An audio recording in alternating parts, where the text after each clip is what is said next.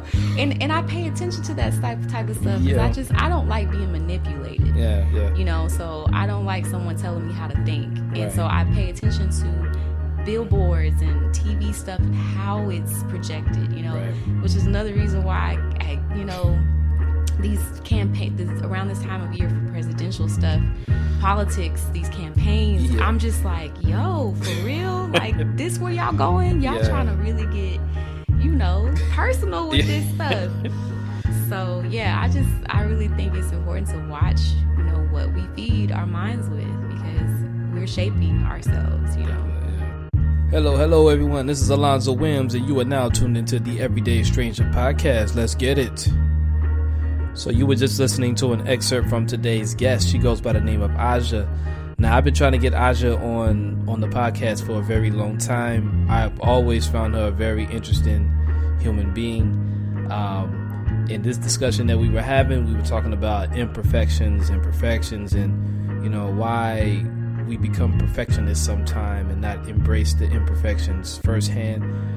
We also speak about advertisement and, you know, if advertisement is designed to target, you know, women more than men or vice versa. And, you know, we got into a whole bunch of other topics that I think were just very, very interesting. We always have a good conversation. This is one of the reasons why I wanted her on the podcast. So without any further ado, we're going to go ahead and jump right into it. This is the Everyday Stranger podcast featuring today's guest, Ahzjah. All right, y'all enjoy. Peace.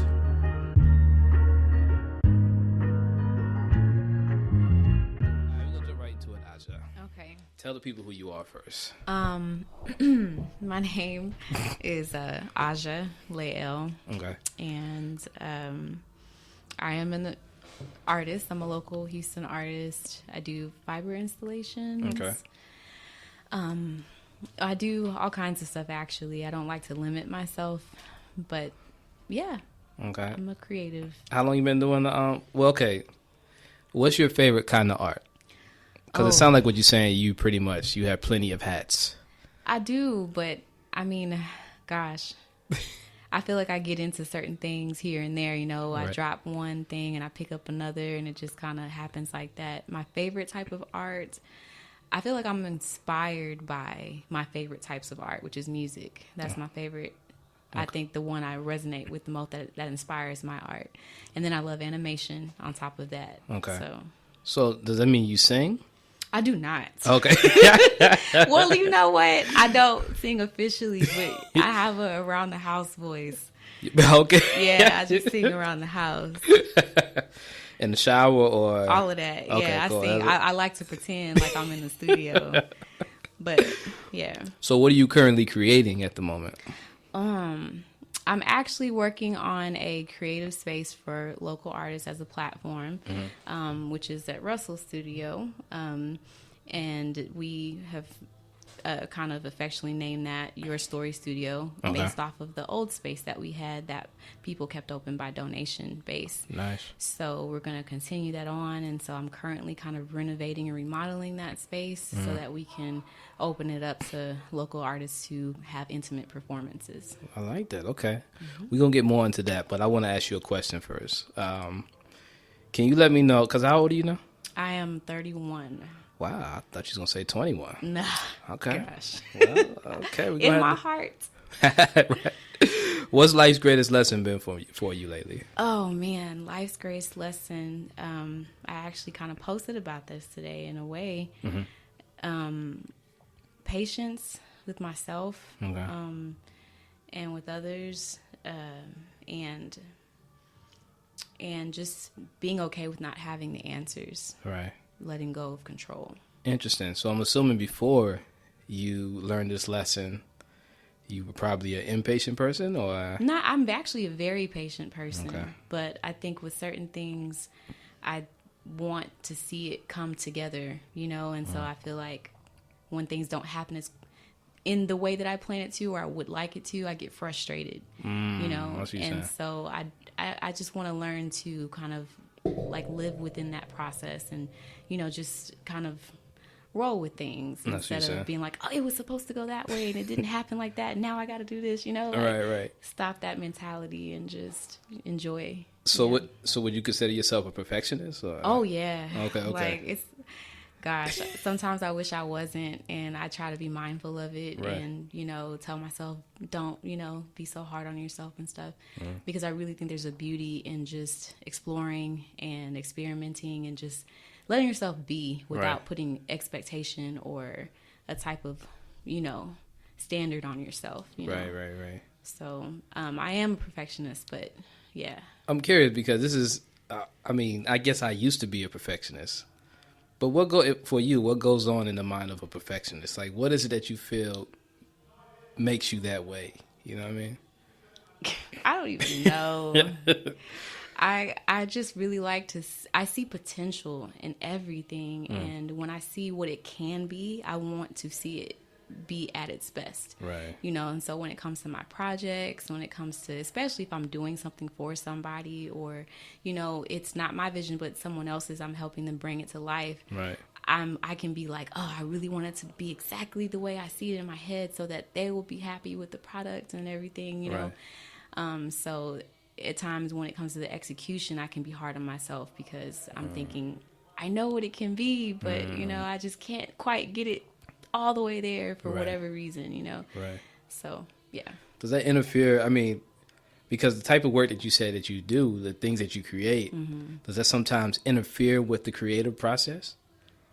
What do you mean? Like, say, I don't want to slaughter the name, but the type of art that you create is... Fiber installations? Yeah. Does that interfere with... Like, how long does it take for you to create one piece? Ooh, so that depends. It depends on the space. It depends on the inspiration that I'm drawing from. It can happen really quickly. Right. I've done entire walls in like 2 days, and it's very detailed. So you would think it would take longer, but with some dedication, like I will knock it out. Right. So yeah, it just depends. I can't remember what your original. No, I'm saying, was. so say like you at times being a perfectionist, does that at times interfere with your creative side? Oh, you know what? It does sometimes, because my process of doing it is always interesting. It's cool, but I love the process of doing my installs because it's a marriage between like whatever I'm being inspired by. Right. And so if I'm watching a movie or something visually, it inspires how it comes out on the wall. And all of my installs thus far have been freestyled, so I don't pre-plan them. I just kind of go with what I'm feeling at that moment. Right. So whenever I get to a certain stopping point and I take a break and I step back and look at that wall, I'm like, do I like it? Because you really can't see what you're doing when you're close up on it. Right. And then I take a step back and I look and I'm like, I don't, and then I want to tweak things. Right. But I've learned to fall in love with imperfection. I really have. Okay. I've really learned to love not seeing everything lined up so perfectly and everything just arranged a certain way, because once you get to a certain spot in it, you start to see how dope it looks because it's unique and it's individual and it can't be copied. Right. Yeah. What is it with us and imperfection sometimes? Like, this is something that we really, it seems like we strive for. I really want to bite this apple. Do you think? Go ahead and enjoy it. It looks good. Like, I don't want you over here. Okay. Hey, I'd rather you bite the apple than me hearing your stomach growling. Okay. Noted. Yeah, that'll be super awkward. Like, okay, so you over here starving your interviewees? How dare you? That's funny. But what is it with humans and imperfection though? Why do we strive for that initially? And what is it about imperfections that just kind of like we have to accept it later? Like, okay, you don't want to get into this subject with me. I do. Yeah. I think that, wow, it's really deep because, I was raised spiritually as a Christian, and, I was raised learning that we were created to be perfect individuals. Right. God created us with this capability to do so many things, and we only use a certain amount of our brains, but there's so much that we could be capable of doing with our perfect bodies. Right. And so all of our life, we're aspiring towards this, and we're, for a lot of Christians, Jesus is our model, and he was a perfect man, and the things he did and how he carried himself and everything, he did it to the best of his ability to show representation of his Father. Right. So I think that we grow up learning, like, we have to learn to be as perfect as we can, you know? And then we have social pressures of beauty standards, and we see that all the time, and we're constantly, trying to, reach this level of finesse, right. And that can be a lot too. So there's a lot of different factors that I think make us want to be on top, number one, and a lot of times that requires a certain level of perfectionism. Yeah, I see what you're saying. Was it always like this, though? I mean, do you think humans always strive for perfection? Or did something happen where, okay, now we need to start being more perfect, like flawless, where flawless became more of a trend? Yeah, for sure, man. Let me tell you, as time has gone on and technology has advanced and the capabilities of what we can do to our bodies has changed, the TV and what it has done to social standards of beauty. I mean, it's advertisement. I was literally walking in to work, and I was looking at, the little signs they have in the park shops downtown. Yeah.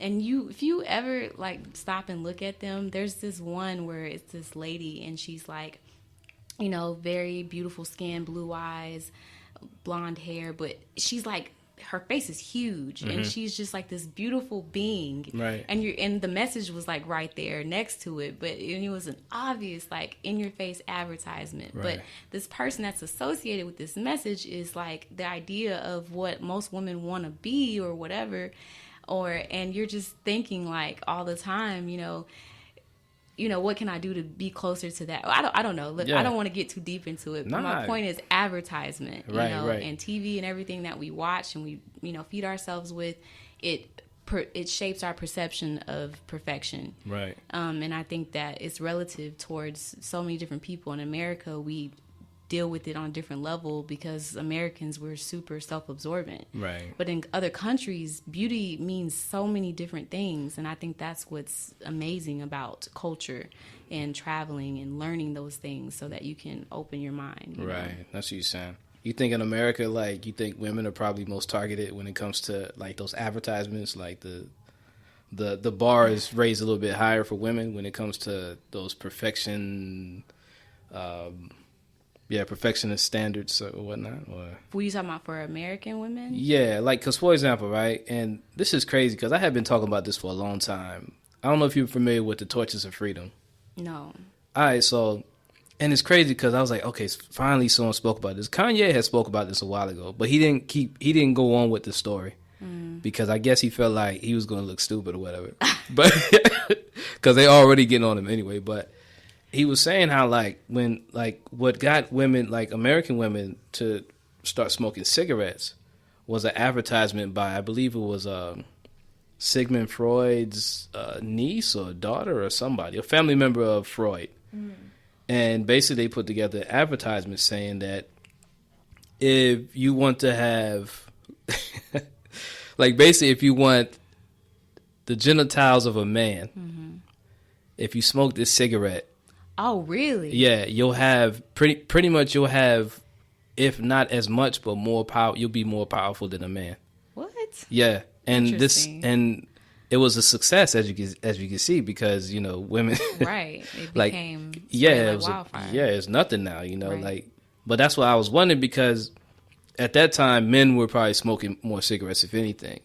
But I guess the cigarette company was like, hey, we need to advertise it towards a different market so we can increase our sales. Right. So what better way to, You see what I mean?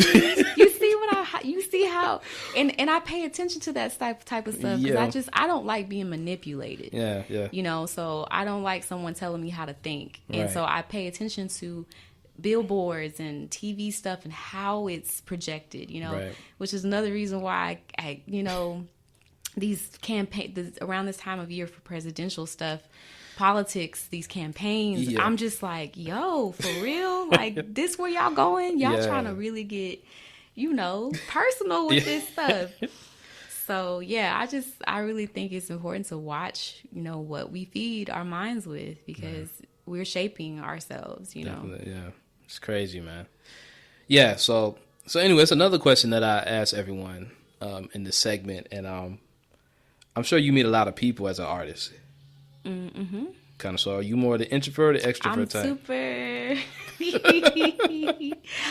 Ooh. I have moments, but I think I'm an introvert extrovert. Okay. I think I have my moments when I can be, but it really is about how comfortable I am. Right. And because in certain situations, I will clam up, and I am not. Yeah. So I think you're probably more of an introvert then. I am. Yeah, for sure. Because I tell people from my experience being an introvert, it's always the only way that I'll open up. It always depends on how comfortable I am around my surroundings. Mm-hmm. What extroverts are like, nah, I ain't worried about, But see, the thing is, and this is why I said that I'm kind of both, because I got so tired of being like nervous everywhere I went and being uncomfortable everywhere I went, and I learned to create comfort everywhere I went. I learned to be comfortable no matter where I was. And so there's a certain part of me that I feel like people think I'm extroverted because I tend to just kind of be however I am. Right. But I feel like I have to do that, because if I don't, I will literally be living inside my head thinking, oh, they're thinking about me or whatever, and I don't want to live my life like that. So how did you change that then? Like, I don't know. I have no idea, to be honest with you. It's been a process for sure, but I really, you know what? And this is like being real. Like, I've always lived my life wanting to make other people as comfortable as they can be around me. I don't like people feeling comfortable around me. Right. So I would oftentimes, tone myself down or do whatever I needed to do to, adapt to situations and environments so that other people, didn't feel awkward and stuff. So I think that I just kind of learned along the way to stop doing that for people and places, and to say, hey, I'll just be who you are. Right. I found a balance, when I need to turn it on and turn it off, I can. But in certain situations where I know I don't have to, like at work, I gotta be who I need to be to, to work with these people, right. But at home or when I'm with friends or family, I should be able to be myself. Right. I shouldn't have to adapt, and so, yeah. Did you say you don't like it when people are comfortable around you? I do. I like trying to make people as comfortable as they can. Okay, I thought you said that you don't, because I don't like it when people are too comfortable around me. Oh, really? I think this is why I love, you be like, oh, so you over there eating apples now? Yeah. You get a little too comfortable. to a certain extent, right? Like, when, and I don't know, it could just be me, right? Oh, but you just went in my fridge? Yeah, so you ain't gonna ask, fam. You stay here now? When we first met, you was like, yo, do I take my shoes off when I walk in the crib? Nah, you just taking your shoes off, kicking your feet on my couch. Right. You just bruh man up in here now. You making sandwiches. Like, what's happening? And I feel like I've developed almost a phobia of that almost, to a certain extent. You know what I'm saying? Because as long as someone is growing, and I mean comfortable like more complacent, I guess you could say. Okay. Like, I don't have to you're not trying anymore. Yeah, exactly. Yeah. And that always has bothered me for a long time. And I think that's why I enjoy and appreciate. Even at work though, like. Yeah, work too. That's the thing. Like, it's like, whenever I'm around people, I just want them to always be on their toes. Yeah, you know what I mean? I respect that, though. I respect that. I have a select, it's always, but I feel like you have to have a select group of people, and it have to be worth that. You know what I'm saying? Where you could feel comfortable around, right. Because life is a jungle, right? And you don't want to spend your whole 24 hours or 7 days a week always on your toes, Right. Because you need to rest eventually. Exactly. But if the opposite occurs for the whole week or 24 hours, like someone's just complacent and not growing, then I get that phobia. I go, oh man. I get like that too, though. Yeah. Like I'm that friend that will tell my friends how I feel. If they ask me, I won't volunteer my my thoughts. Yeah. But if you ask me, I'm gonna tell you, like, yo, you know what I'm saying? You might want to consider. So, you know. Right. So yeah, I think it's definitely for me important as well for the people around me and for myself to feel like I'm constantly evolving and growing. Yeah. And so, yeah, you know, you want to have that. Yeah. And because of that, though, I've really appreciated like my encounters with strangers the most. In your case, though, first off, have you had any like memorable encounters with a stranger? Oh man, you know what?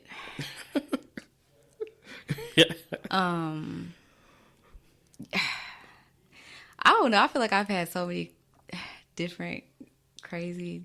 Not even. I don't want to say crazy, but you can name 3 if it's a lot of them. No, that's what I'm saying. Like I can't even think of them all right now because my mind is going 2,000 miles an hour. But with strangers, gosh, you know, I don't know. I feel like I just always meet people haphazardly, and people open up real quick and they get personal with me and they tell me things, or I don't know. I've learned a lot of lessons through other people's stories and the things that they're going through. Right. Kind of to generalize it, because I can't think of any specific situations right now, but I tend to notice a trend of people getting close to me and wanting to talk to me about things. And and I've always learned, you know, from those stories or whatever, or, you know, being the baby of my family too, this is probably going off in another direction, but for whatever reason, I'm associating this. But yeah, watching people grow has always just been like my thing, you know. I've watched my siblings grow and into their teen and adult years, and I've always learned from their lessons. I've always, you know, saw things and be like, you know, how do I feel about that, you know, or whatever. But anyway, that was not a direct answer, and I'm sorry. It is, yeah. I mean, but do you notice a difference between like your encounters with strangers versus like your encounters with people that you've known for a long time, per se? Do you feel like you act maybe different in front of a stranger rather than someone that you known for years? Oh, yeah. You know what I'm saying? Oh, like, yeah. You know, because I have a really great group of friends. Like, I love all of my friends, and all the people I'm close to make me feel at home. Right. They make me feel like I can ultimately be myself. And with strangers, I feel like I have to be on guard. Right. I don't know you. I don't know what your intentions are towards me. You know, I'm not talking about relationships. I'm talking about friendships, whatever. Because especially in this day and age with social media, people out here clout chasing, and they're associating themselves with people for the wrong reasons. It's not genuine, you know. So I'm all about genuine, authentic relationships, and I feel like I'm on guard. Because of that, and I won't open up even unless I feel just a natural genuineness from you, and then I'll be like, you know, and then I'll just naturally, it's like butter. You know what I'm saying? Seriously, like it don't take nothing. Once I sense something in somebody, I'm like, oh, okay. And I think I got that from my mom. My mom's always been a great judge of character, both my parents really, but my mom more so, because she always would be like, I feel something about this person. I'd be like, how you know? You don't know. And then she ended up being right, you know? But yeah, so that's my gauge. And yeah, but it's a total difference. Night and day. So you could feel that energy pretty much eventually if someone's being genuine or sincere. I feel like I can, you know, and I'm not saying I'm always right, but I feel like I'm a pretty good judge of character. And when I get around people, I can tell when they genuinely have an interest in wanting to get to know you and who you are, and maybe what their intention may be towards you, because they just, you know, I don't know, you know, like I feel like people are nosy naturally. We're all kind of nosy, and so we see somebody that intrigues us, and and there's different reasons for why people want to get to know you, and they feel like you yeah. can help them with something, or you can help them get to the next level, or Yeah, they just admire you, or whatever it may be. But as long as it's genuine and you're putting that out there from the jump, and I'm not blindsided later by this hidden agenda that you had, it's like, wait, where did that come from? Right. Dang, you know, like I thought we was friends. Yeah. I always tell people, like, from my experience, right? Like, I feel like there's a lot of people out there that are very genuine when they approach others. But the problem is, for some odd reason, either they lack confidence or they're nervous or something like that. Like, with me, for example, I remember trying to, like, I had this genuine, I don't know, interest in someone who was like, well, I was in New York, right? And this girl, she dressed she dressed a lot like you. She was really, really, like, fly, right? And I was like, yo, man, like, I really want to take her picture. I want to know, like, what did she think when she woke up that morning to put that on and everything? And I didn't get the opportunity to ask her none of that because I was nervous. You know what I'm saying? It was me, like, initiating contact. Right. Where I'm used to, like, waiting for the atmosphere to open up for me. Right. You know what I'm saying? So this definitely wasn't in my comfort zone, right? So I woke up to her and instantly she was like, nah, I'm sorry, I'm busy. And then she just, like, storms off. I was like, oh, this is so discouraging. Yeah. And I looked at it, I was like, what happened, man? And I think it was really because, you know, from my posture to, like, my lack of eye contact, stuttering a lot, you know, I just couldn't. I had great intentions, but my body wasn't saying that. Right. And a lot of times I feel like, you know, I think a lot of people have those good intentions, but they have to work on the delivery. Unfortunately, it's work on the delivery of that good intent. Show me that your intentions are good. That's important. It's almost like you have to sell a product. Seriously. So, you know, when it comes to platonic or just regular everyday relationships, I feel like I'm so open. Like, if I had seen you and I saw that you asked me a question, I'm that person that stops and says, yeah, you know, we can talk. What you need? Like, I want to, you know, I hate being that person that's like dismissive and be like, oh, you don't, you and your cause or whatever it is you're trying to do don't mean nothing to me. I'm busy. I don't like being that person. So I'm the one that will stop and hear what you got to say. But when it comes to relationships where I feel like a dude's trying to talk to me and they don't have good intentions, I'd be like, don't have time for it. Pass. Not talking to you right now, you know. So show me the good intent and then maybe we could talk. Yeah, you got to put on. Hey, I need to get a better commercial than this, man. I don't like this commercial. It's not selling. This commercial is whack. Go back to the drawing board. Try again. That's how it is, though. That's very true. Especially when it comes to relationships, because that's more of an intimate level that you're taking things. You know what I'm saying? And you're playing with my time now. Exactly. That's facts, man. Like facts. No, but so anything you working on now, or anything that you planning on for the future? What's going on in Ahzjah's life at the moment? You know, and it's funny, this is a contradiction, but I actually, you know, just got set up with my new planners for the year and stuff.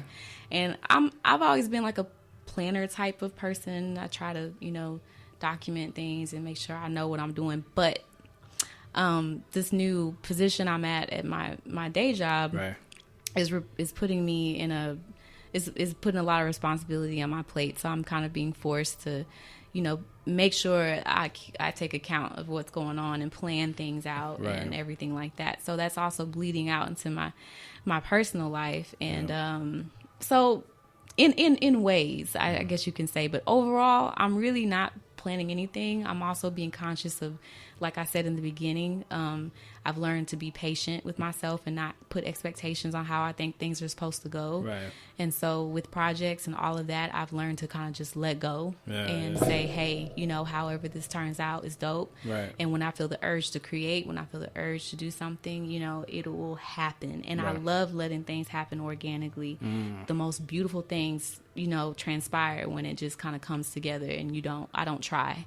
I've noticed that when I do try, when I do plan too much, I stress myself out and then it ends up not turning out the way I wanted it to in the beginning.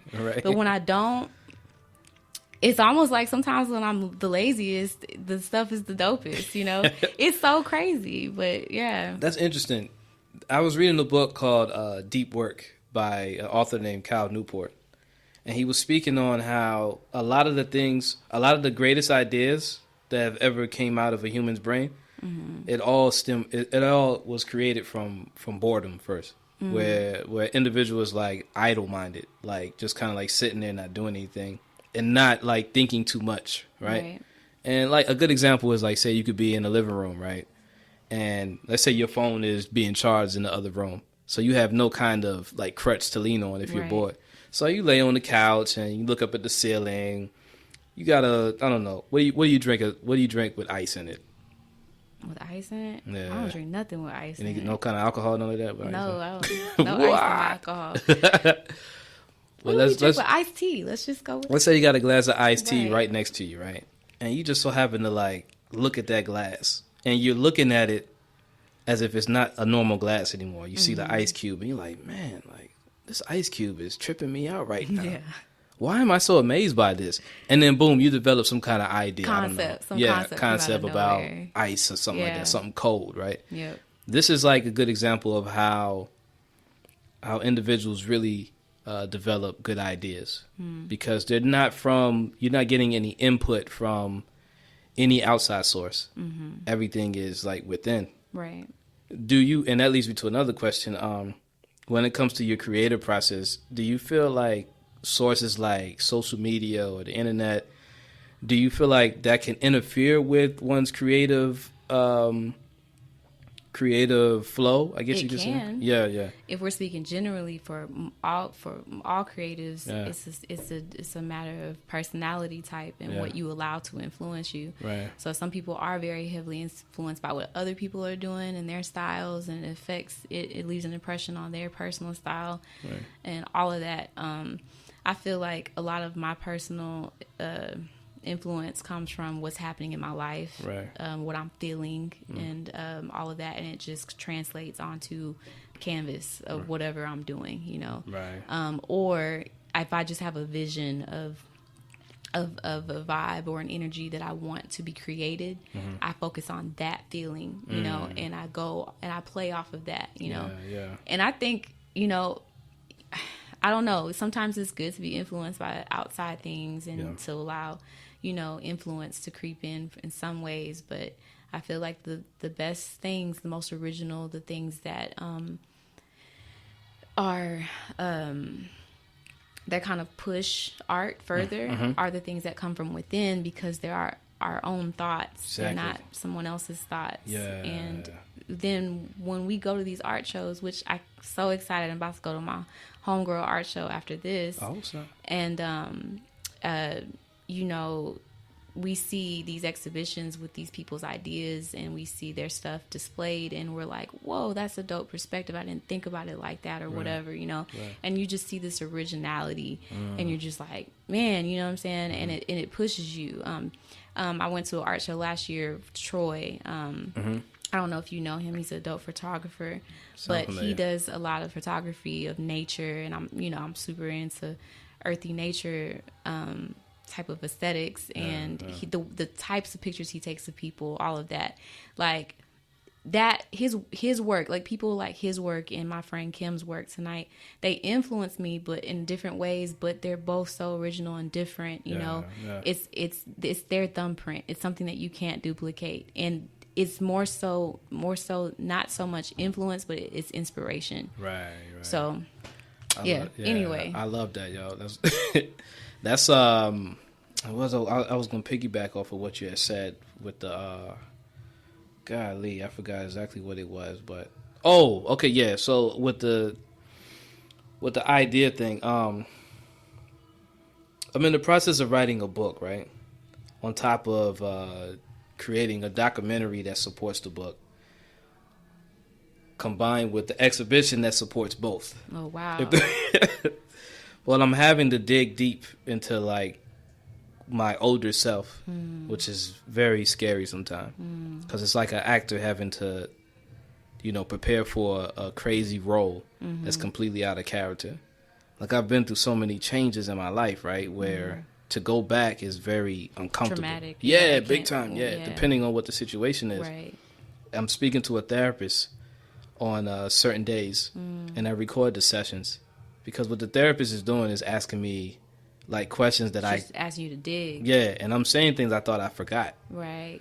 And then after that, I plan to, go travel somewhere far away where there's no internet connection, find a cabin or something, and listen to all the audios there. Wow. Peace and quiet. And then try to write for at least. That sounds amazing. Yeah, that's what I need. It's very uncomfortable though. You know what? When it comes to that type of stuff, I like that type of uncomfortableness. Well, I do and I don't. Let me take that back. Yeah. Because I don't think any of us like to be faced with our demons. Yeah, but it makes me feel like I'm doing something right, and I love personal growth. I'm super big on that too. Yeah, and to be able to, as much as I said that I hate thinking, I love to kind of break down it. My thoughts so I can understand myself better. The more I understand myself, the easier it is that I can, really be comfortable in my skin and all of that. So that sounds like, Yeah. It's very important, you know what I'm saying? And the whole purpose of that, again, is because what we're speaking about, like reaching within. Like in this case, I needed someone to dig inside of me, pause, and you know what I'm saying, to get me to, I don't know, bring about certain ideas and feelings that I couldn't do myself because I've grown so much. It's like trying to stretch a muscle that's very tense. You know what I'm saying? Sometimes you need like some kind of physical therapist to help you stretch certain parts of your body or whatever, right? That's why we have... the man over here. Shout out to D. Frazier. Exactly. Lean man Marcus. Right. Yeah, you know what I'm saying? Like shout out East Houston. ESA. Eastside Athletics. I'm gonna have to bring him here. I'm gonna have to bring him up in here next too, y'all.